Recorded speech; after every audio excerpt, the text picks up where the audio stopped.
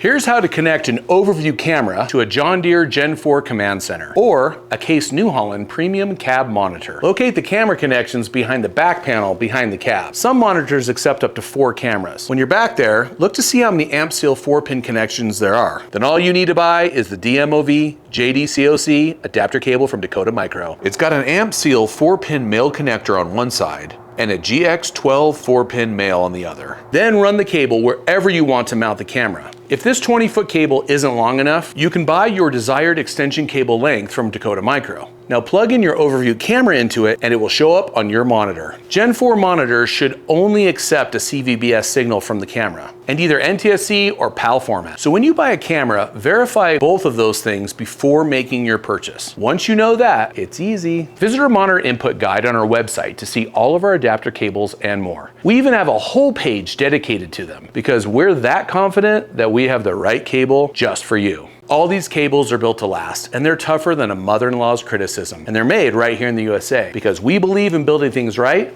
the first time. That was a close one.